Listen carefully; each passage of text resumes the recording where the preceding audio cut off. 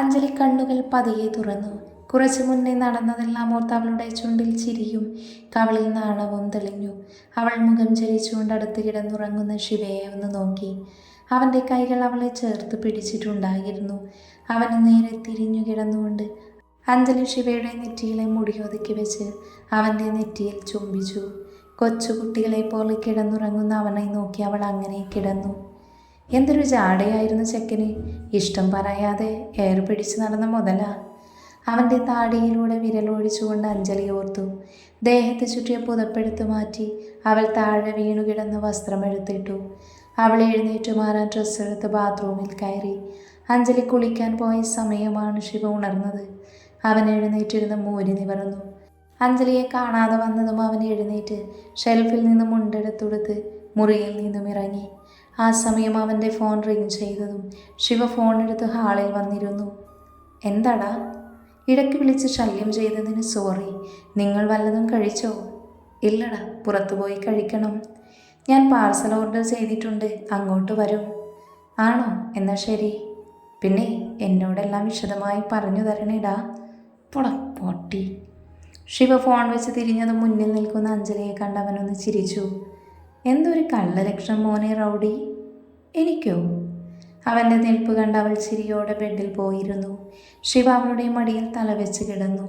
അഞ്ജലി അവൻ്റെ മുടികൾക്കിടയിലൂടെ വിരലോടിച്ചുകൊണ്ടിരുന്നു. ശിവ കണ്ണടച്ച് കിടക്കുകയായിരുന്നു.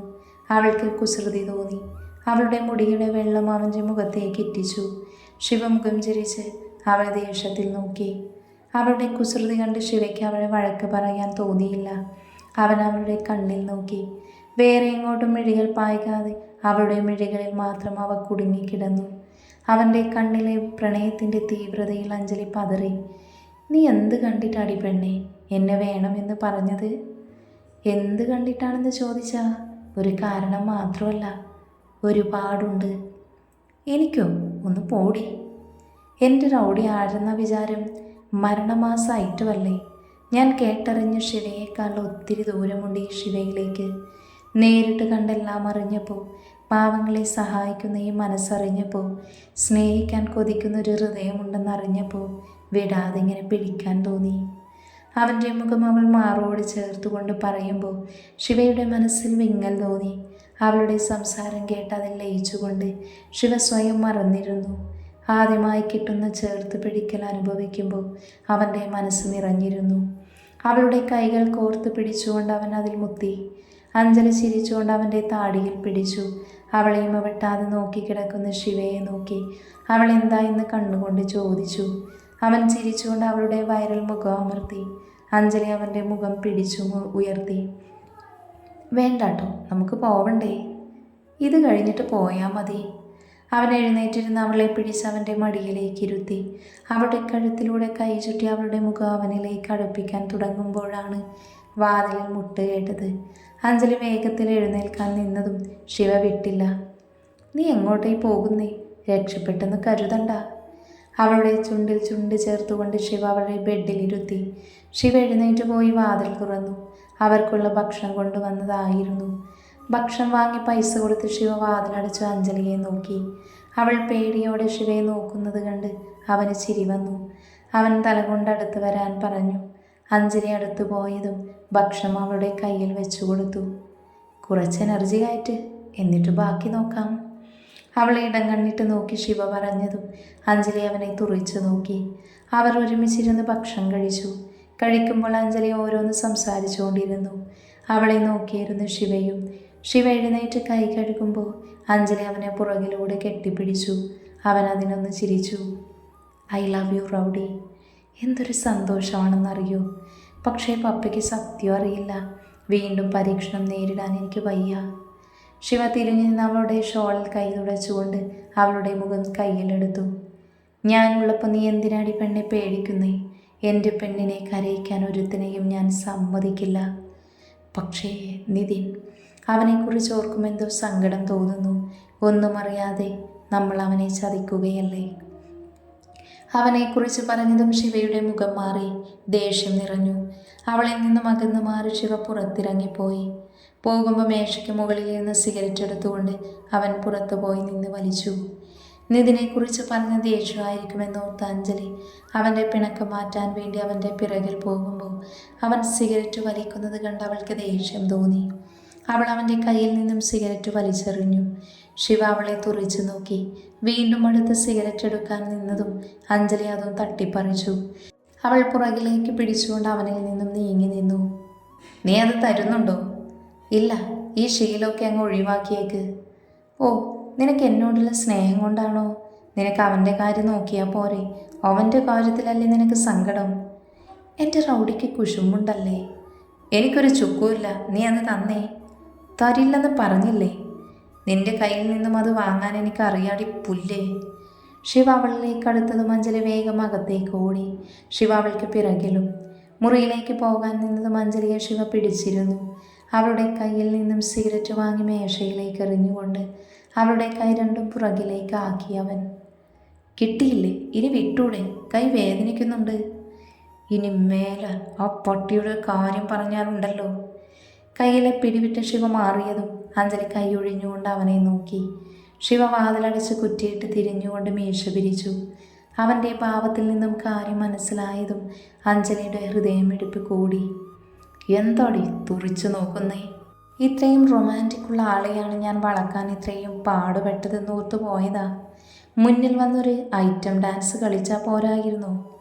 എന്നാ കളിച്ചോടി. ഇങ്ങനെ തന്നെ താങ്ങുന്നില്ല എൻ്റെ റൗഡി. ട്രെയിൻ കഴിഞ്ഞപ്പോൾ തന്നെ നീ ക്ഷീണിച്ചു. അപ്പം പടം കഴിയുമ്പോൾ എന്താവും അവസ്ഥ? അവളെ വാരിപ്പുണർന്നുകൊണ്ട് ശിവ പറഞ്ഞതും അഞ്ജലിയുടെ കവളിൽ നാണം വിരിഞ്ഞു.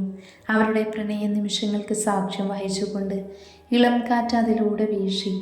അവളിൽ ചുംബനം ചൊരിഞ്ഞുകൊണ്ട് ശിവ അവളെ പ്രണയം കൊണ്ട് മൂടുമ്പോൾ അത് ഏറ്റുവാങ്ങിയ അഞ്ജലി തളർന്നിരുന്നു. അവൻ്റെ പ്രണയത്തിൻ്റെ അടയാളം അവളുടെ ശരീരത്തിൽ രൂപം കൊണ്ടു. ആ നോവുകളെല്ലാം അവളിൽ പുതിയ അനുഭൂതി നൽകി. അവൻ്റെ തലോടലിൽ പോലും അവൾ ഉണർന്നിരുന്നു. അവൻ്റെ മാത്രമാണെന്ന് വീണ്ടും വീണ്ടും പറഞ്ഞുകൊണ്ട് അവൻ്റെ പ്രണയം അവളിലേക്ക് ഒഴുക്കിക്കൊണ്ടേയിരുന്നു. തൻ്റെ മാത്രം സ്വന്തമെന്ന് പറഞ്ഞുകൊണ്ട് അവയെല്ലാം അവളും ഏറ്റുവാങ്ങി. സന്ധ്യ കഴിഞ്ഞാണ് ശിവയും അഞ്ജലിയും ഹോസ്പിറ്റൽ തിരിച്ചു വന്നത്. അവർ വരുന്നത് കണ്ട് ഗൗതം അഞ്ജലിയുടെ അടുത്തേക്ക് ഓടി വന്നു. അവൻ്റെ മുഖത്തെ പരിഭ്രമം ശിവ കണ്ടിരുന്നു. ഗൗതം അഞ്ജലിയെ നോക്കി ഒന്ന് ചിരിച്ചു. പപ്പയ്ക്ക് കുഴപ്പമൊന്നും ഇല്ലല്ലോടാ? ഇല്ല, നീ അങ്ങോട്ട് ചെല്ല്. അഞ്ജലി ശിവയെ നോക്കി. ശിവ പോകാൻ വേണ്ടി തലയാട്ടി. അവൾ ദൂരെ പോയതും ഗൗതം ശിവയെ കൊണ്ട് അടുത്തുള്ള ചെയറിലിരുന്നു. നിതിൻ കളിക്കാൻ തുടങ്ങി. നാളെയെങ്കിൽ ഡിസ്ചാർജാണ്. ഡിസ്ചാർജ് നേരെ പോകുന്നത് നിതിൻ്റെ വീട്ടിലേക്കും. അവരുടെ ആചാരപ്രകാരം വരൻ്റെ വീട്ടിൽ വെച്ചാണ് വിവാഹം നടക്കേണ്ടതെന്ന്. അപ്പോൾ അതുവരെ എല്ലാവരും അവിടെ നിൽക്കണമെന്ന് അവൻ്റെ അച്ഛൻ വന്ന് പറഞ്ഞു. ഗൗതം പറഞ്ഞതും ശിവ മനസ്സിൽ ചിലതെല്ലാം കണക്ക് കൂട്ടി. ശിവ ചിരിയോടെ കസേരയിൽ നിവർന്നിരുന്നു. ഇര നമ്മളെ തേടി വരില്ല ഗൗതം, നമ്മൾ ഇരയെ തേടി പോകണം. അവൻ്റെ കോട്ടയിൽ പോയി അവനെ തകർക്കണം. എന്നാലല്ലേ ഒരു രസമുള്ളൂ. പക്ഷേ അഞ്ജലി, അവൾ നിൽക്കുമോ? നിൽക്കണം. ഈ 3 ദിവസം അവൻ സന്തോഷിക്കട്ടെ. 4ാം നാൾ അവൻ്റെ ചിരി നിൽക്കും. ഞാനും ഡാനിയും അവനുള്ള വിവാഹ സമ്മാനം ഒരുക്കുന്നുണ്ട്. ഗൗതം ഉള്ളിലെ ദേഷ്യം അടക്കി പല്ല് ഞെരിച്ചുകൊണ്ട് പറഞ്ഞു. നിതിൻ്റെ കണക്കൂട്ടലുകളെല്ലാം മനസ്സിലാക്കിയതുപോലെ ശിവ നിഗൂഢമായി പുഞ്ചിരിച്ചു. സിറ്റിയിലെ ബാറിൽ ഫ്രണ്ട്സിൻ്റെ കൂടെ ഇരുന്ന് മദ്യപിക്കുകയായിരുന്നു നിതിൻ. ലക്ഷ്യങ്ങളെല്ലാം നേടാൻ പോകുന്ന സന്തോഷത്തോടെ അവൻ അട്ടഹസിച്ചു. എന്നാലും എൻ്റെ മോനെ, അവളൊരു ചരക്ക് തന്നെയാണല്ലോടാ. അവളുടെ പേരിലുള്ള സ്വത്ത് മാത്രമായിരുന്നു ലക്ഷ്യം. പക്ഷെ അവളെ കണ്ടപ്പോഴുണ്ടല്ലോ കൺട്രോൾ പോയി. ഇതുവരെ കണ്ടവൾമാരൊന്നുമല്ല. അമേരിക്കയിലാവുമ്പോൾ വലിയ ഇൻട്രസ്റ്റ് ഒന്നുമില്ലായിരുന്നു. അന്നൊക്കെ കൂടെ കിടക്കാൻ ആളുണ്ടായിരുന്നല്ലോ. പക്ഷേ അവളുടെ ഫോട്ടോ എല്ലാം കണ്ടപ്പോൾ മനസ്സങ്ങ് മാറി. ഇത്തിരി മോഡേൺ ആണെങ്കിലും ഒരു നാടൻ ടെസ്റ്റ്. അതല്ലേ അവൾ വീഴ്ത്താൻ സർപ്രൈസൊക്കെ കൊടുത്തേ. കല്യാണം കഴിഞ്ഞ് നീ ഞങ്ങളെയൊക്കെ മറക്കുമോടാ? എനിക്ക് മടുത്ത നിങ്ങൾക്ക് തന്നെയാണ്. എല്ലാം എൻ്റെ പേരിലായിക്കഴിഞ്ഞാൽ തന്തയും മോളും ഒരക്ഷരം മിണ്ടില്ല. ഗ്ലാസ് ചുണ്ടോട് ചേർത്തുകൊണ്ട് നിതിൻ പറഞ്ഞു. കൂടെയുള്ളവരെല്ലാം അവൻ്റെ കൂടെ കൂടി. അവൻ മനസ്സിലുള്ളതെല്ലാം അവരോട് പറഞ്ഞു. എൻ്റെ വീട്ടിൽ വെച്ച് വേണം വിവാഹമെന്ന് പറഞ്ഞത് ആ പട്ടിയെ പൂട്ടാനാണ്. എൻ്റെ കോട്ടയിൽ വന്ന് അവൻ എന്നെ തകർക്കുന്നത് എനിക്കൊന്ന് കാണണം. അവനെങ്ങാനും വിവാഹത്തിൽ പിന്മാറിയാൽ ഒരൊറ്റൊന്ന് ജീവനോടെ പോകില്ല. എല്ലാം എൻ്റെ വരുതിയിലാവാനാണ് ആചാരം കോപ്പ് എന്നൊക്കെ പറഞ്ഞത്. ശിവയെ നിനക്കറിയാഞ്ഞിട്ടാ. അവൻ വിചാരിച്ച ഈ സിറ്റി വരെ തകർക്കാം. പോടാ, ശിവയല്ല, അവൻ്റെ തന്ത വിചാരിച്ചാലും ഈ നിധിൻ്റെ രോമത്തിൽ തൊടാൻ കഴിയില്ല. അവൻ്റെ മനസ്സിൽ ശിവയെ ഒതുക്കാനുള്ള വഴികൾ തേടുകയായിരുന്നു. എന്നാൽ ഇതെല്ലാം കേട്ടുകൊണ്ട് ശിവയുടെ ആളുകൾ അവൻ്റെ അടുത്ത് ഇരിക്കുന്നത് അവരാരും അറിഞ്ഞിരുന്നില്ല. ആ നിമിഷം നിതിൻ്റെ വീട്ടിലേക്കാണ് ഡിസ്ചാർജ് ചെയ്തു പോകുന്നതെന്നറിഞ്ഞ് അഞ്ജലിക്ക് ദേഷ്യം വന്നു. അവൾ അജയോടും രാധയോടും അത് പ്രകടമാക്കി. എങ്കിലും രമേശിനോടെല്ലാം തുറന്നു പറയാനുള്ള ധൈര്യം അവൾക്കില്ലായിരുന്നു. ഒരാശ്വാസത്തിന് വേണ്ടി ശിവയോട് സംസാരിക്കണമെന്ന് തോന്നി അവൾ. പുറത്തു വരുമ്പോൾ ശിവ അവിടെ ഉണ്ടായിരുന്നില്ല. ഗൗതമിനോട് ചോദിച്ചപ്പോൾ അവൻ അറിയില്ലെന്ന് പറഞ്ഞു. അഞ്ജലിയാകെ അസ്വസ്ഥയിലായിരുന്നു. പിറ്റേന്ന് എല്ലാവരും നിതിൻ്റെ വീട്ടിലേക്ക് പുറപ്പെട്ടു. മനസ്സിൽ കണക്കൂട്ടിയതെല്ലാം നടക്കുന്ന സന്തോഷത്തിൽ നിതിൻ മനസ്സിൽ സന്തോഷിച്ചു. ശിവയെ കാണാത്തതുകൊണ്ടും വിളിച്ചിട്ടെടുക്കാത്തതുകൊണ്ടും അഞ്ജലി ടെൻഷനായി. എങ്കിലും ശിവയുണ്ടെന്നുള്ള വിശ്വാസം അവൾക്കുണ്ടായിരുന്നു. പിന്നീടുള്ള 2 ദിവസം ശിവയെക്കുറിച്ചൊരു വിവരവും അഞ്ജലി അറിഞ്ഞില്ല. ടെൻഷനും സങ്കടവും കൊണ്ട് അവൾ ആകെ തകർന്നു പോയി. വിവാഹത്തിന് വേണ്ട ഡ്രസ്സും ഓർണമെൻസുമെല്ലാം നിതിൻ്റെ വീട്ടുകാർ തന്നെയാണ് എടുത്തത്. അഞ്ജലി എല്ലാവരിൽ നിന്നും ഒഴിഞ്ഞു മാറി. ഗൗതമും കീർത്തിയും അവളുടെ കൂടെ തന്നെ ഉണ്ടായിരുന്നു. നിതിന് വേണ്ടി ഒരുക്കുന്ന കെണി കാണാൻ രമേശ് വളരെ ആവേശത്തിലായിരുന്നു. 3-ാം നാൾ അഞ്ജലിക്ക് ക്ഷമ കിട്ടു. ശിവയെ കാണണമെന്ന് തീരുമാനിച്ചുകൊണ്ട് തന്നെ അവൾ അവിടെ നിന്നും ഇറങ്ങി. പക്ഷേ ഉമ്മറത്തെത്തും മുന്നേ നിതിൻ അവളെ കണ്ടു. അവളെ തടയണമെന്ന ലക്ഷ്യത്തോടെ നിതിൻ അവളുടെ അടുത്തേക്ക് നടന്നു. അഞ്ജു, നീ എങ്ങോട്ടാ? നിതിൻ, എനിക്കൊന്ന് പുറത്തു പോകണം. അതിനെന്താ, ഞാനും വരാം. വേണ്ട. എന്താ, എന്നോട് ദേഷ്യം വല്ലതും? അല്ല, എനിക്കെൻ്റെ ഒരു ഫ്രണ്ടിനെ കാണാനുണ്ട്. ആയിക്കോട്ടെ, നമുക്ക് ഒരുമിച്ച് പോയി കാണാം, വാ. നിതിൻ അവളെ വിടുന്നില്ലെന്ന് കണ്ട അഞ്ജലിക്ക് ദേഷ്യം സഹിക്കാൻ പറ്റാതെയായി. അവൾ പിന്നൊന്നും മിണ്ടാതെ അകത്തു കയറിപ്പോയി. അവളെ നോക്കി നിഗൂഢമായി ചിരിച്ചുകൊണ്ട് നിതിനും നിന്നു. നീ അവനെ കാണാൻ പോകുവാണെന്ന് എനിക്കറിയാടി. നിന്റെ കഴുത്തിൽ എൻ്റെ താലി വീഴാതെ ഇനി അവൻ നിന്നെ കാണില്ല. അവൻ്റെ ക്രൂരത നിറഞ്ഞ മുഖത്ത് ചിരി പടർന്നു. അഞ്ജലി ദേഷ്യത്തിൽ ബെഡിലിരുന്നു. അന്ന് മുഴുവൻ അഞ്ജലി ഒന്നും കഴിച്ചില്ല. ആരോടും മിണ്ടാതെ മുറിയിൽ തന്നെ തനിച്ചിരുന്നു. ഇടക്കുറക്കത്തിൽ പെട്ടുപോയ അവൾ വാതിൽ മുട്ടുന്നത് കേട്ടാണ് ഉണർന്നത്. തല ഉയർത്തി നോക്കി അവൾ വീണ്ടും കിടന്നു. ആരായാലും തുറക്കില്ല എന്ന് കരുതി.